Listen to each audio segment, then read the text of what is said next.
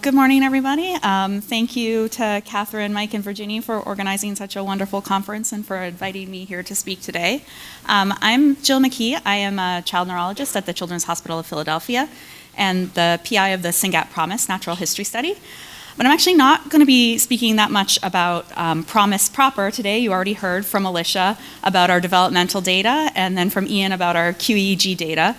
So I'm going to be focusing more on how we can use this data to answer a specific question, and that's can isoforms in SYNGAP1 explain some of the clinical variability we see in our patients?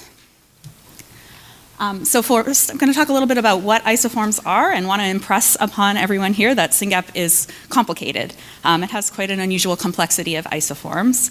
Then I'm going to use some of our Promise data to show you that we see this very broad range of developmental and seizure outcomes, and that some of this can be explained by the location within the gene that an individual participant's variant is located, particularly with variants early in the gene having more mild phenotypes.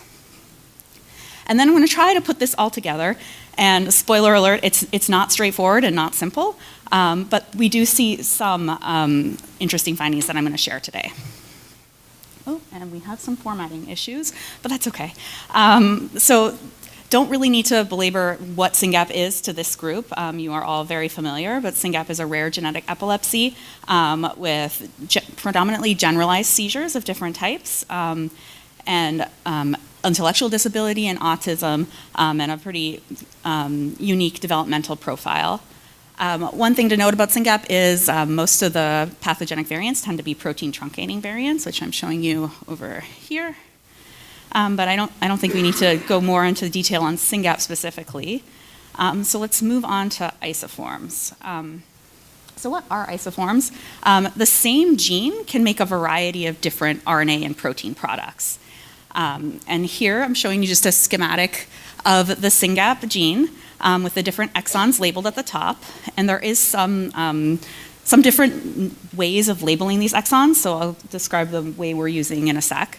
And then one thing to note is that there's a lot of both N-terminal variability and C-terminal variability in how these different exons can be put together. So for the purposes of the talk today, I'm just going to be focusing on the N-terminal isoforms. So for Syngap, when you're talking about the different isoforms, the N-terminal variation is named with A, B, and C, and the C-terminal is named with alpha, beta, gamma, so you can have isoforms like A alpha, A beta, and so on. Just looking at it a different way, here is an example of some of the isoforms you can see in Syngap. Again, each of these little gray bars is a different exon, and you can see they can be put together in different ways. And I'm highlighting here the main select isoform. So this is Syngap A, and all of the exons, when I'm talking about them in this talk, I'm going to be referring to them based on the number they are in the Syngap A isoform. So for example, exon 1, exon 2, exon 3, and we call this 3A to contrast with the 3B exons, which go into the B isoform. So what about our clinical data? Our natural history study shows that there's a pretty broad range of developmental outcomes and seizure phenotypes. And then we've noticed that people with earlier variants tend to have somewhat attenuated phenotypes. And this isn't a new observation. Going back as far as 2016, people have noticed that individuals with variants in different parts of the gene tend to have milder symptoms and tend to be in exon 1 through 4. So we got re-interested in this in Promise due to an observation we saw in some of our patients where we found 3 cases of familial or inherited Syngap, where an affected parent had affected children with Syngap. And as you may think, to be able to grow up and go on to have your own children as a Syngapian, you tend to be on the milder side. So we noticed that these 3 families all had milder presentations, and all of their variants were protein truncating variants located in the first 4 exons of the gene. So then we wanted to go back and look at our developmental data, and I'm not going to spend too much time on this because Alicia already did a beautiful job showing you this, and Ian just showed it in his EEG talk as well. But what I'm doing here, and I hope it's visible on the screen, is is showing you the GMFM data, the 5 subdomains of the Bailey, and the 2 fine motor subdomains of the Peabody, with the dots color-coded by where an individual's variant is. So the black dots are individuals with variants in exon 5 through the end of the gene. In purple, you can see the variants in exons 1 through 3, and then in blue, you can see the variants in exon 4. And what you'll notice is, if it's rendering correctly, across all of these different domains, the individuals with early variants in the first 4 exons of the genes tend to have higher scores on all of these scales. So they're really riding the top of this distribution. So it doesn't explain all of the variability we're seeing, but it maybe explains some of this, some of these more milder phenotypes. So next we wanted to look at seizure data. And what I'm showing you here is similar plots to what Alicia showed earlier, where we have seizure frequencies reconstructed in monthly time bins for the first 8 years of life, for individuals with exon 1 through 4 variants on the top, and individuals with exon 5 through 19 variants on the bottom. And here, darker colors mean much more frequent seizures. So what you can notice is that there isn't really a huge difference in the onset of seizures. They tend to start at the same time. We tend to still see that about 50% of the cohorts have active epilepsy at any given time. But what you notice is that seizures tend to be much more frequent in individuals with variants in exons 5 through 19. So how can we explain this? So here again, I'm showing you the same schematic of different Syngap isoforms, zooming in just at the beginning, that N-terminal part of the gene. And I have the variants labeled for 3A, 3D and E, 3B, and then to 4. And what I've showed you with our clinical data is we're seeing milder phenotypes in individuals with variants in this portion of the gene, so exons 1 through 4. And then more severe classically affected individuals with variants in exons 5 through 19. So is there any way that these isoforms can explain this variability? So for exon 1 through 3, you might think yes, because there are these isoforms that start after the first 3 exons of the gene.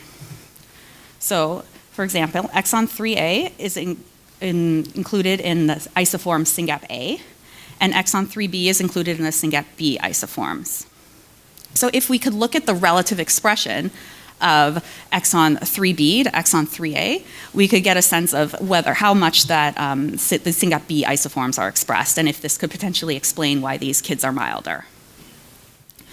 For exon 4, however, you notice that it is included in all of these different isoforms, so it's a little bit more of a mystery.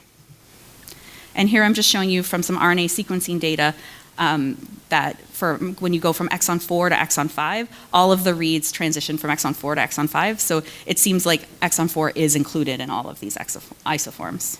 Sorry, yes, exon 4. So next what we did was looked at RNA sequencing in human brain tissue from different data sources. So here on the left, I'm showing you short read data from adult postmortem brains on the top, and then from pediatric brain tissue removed during epilepsy surgery. And what we're quantifying here is just the relative proportion of reads that we're seeing that are coming from exon 3A and exon 3B. And what you'll notice is that it seems like almost everything is 3A. It's like 90% SYNGAP1. Then we also looked at a separate long read adult brain sequencing data set. And again, what you can see is that the SYNGAP1 and the SYNGAP1D and E isoforms only make up about 5% each of the reads. So it seems like they're very lowly expressed.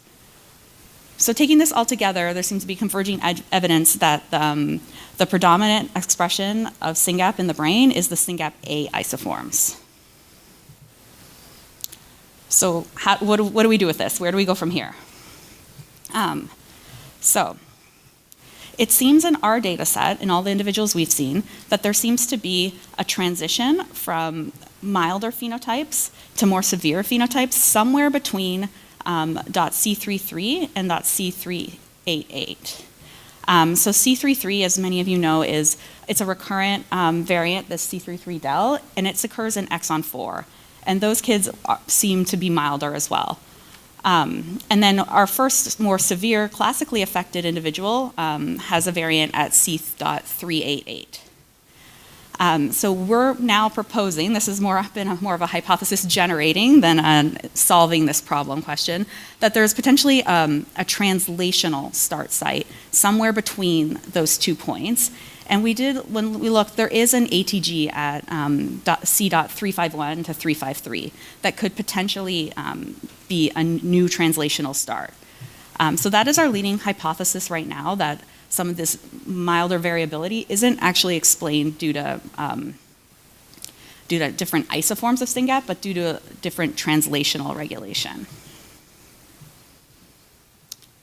All right, so in sum, just wanted to give you guys an overview of the complexity of Syngap isoforms, then show how some of our natural history study data can support that these kids with these exon 1 through 4 variants do really have milder clinical presentations. And then trying to put this all together was a little disappointing because we were hoping we would have like a slam dunk answer on an RNA level, but it seems like this regulation may actually occur at the protein translation level. So that's what we're hoping to look at next. And this must be some later translational start that maybe explains why some of these kids are milder. So as Alicia and Ian already mentioned, this is definitely a team effort, so just want to thank everyone from our ENDD team who's helped work on this, and Syngap Promise, and of course, Cure Syngap. And then also for this work, want to give special shout outs to Rick Huganier and Ingi Hong for very fruitful discussions that have helped inspire some of this work, and then also to Yixing and Rob Wang for some of the long read RNA sequencing data.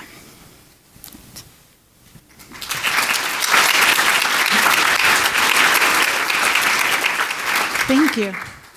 And do you know if any of this is going to be used in trials to have like 2 trajectories? Because right now, based on the mutation, you would almost be able to place that child into a trajectory of milder or more severe instead of mixing them and creating noise. Yeah, I think that's a complicated question, and have had this conversation with many different people. I think you do have to be very careful when you're considering trial design who you would consider eligible for a trial, and I think our goal is we want to be able to treat everyone, right? But for a treatment to become approved, we need a successful trial. So you need to be very careful for at least the trial portion of identifying a patient subgroup that you're going to see the best effect, and that means you need the most homogeneous group you can. So I think it would make sense for at least initial trials to potentially exclude the individuals with exon 1 through 4 variants, because they're not the same. You need to compare apples to apples. Thank you. Questions? I was looking if there was a closer one, but okay.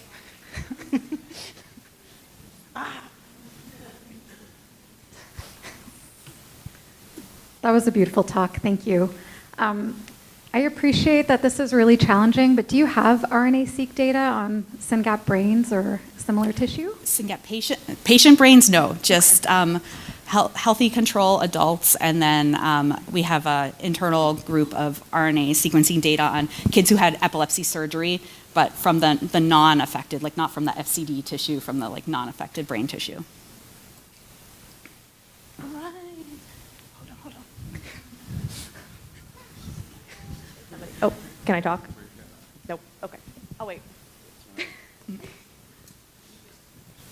Okay, I'll go. Thanks, Dr. McKee and the N team, for your relentless work. Y'all are awesome.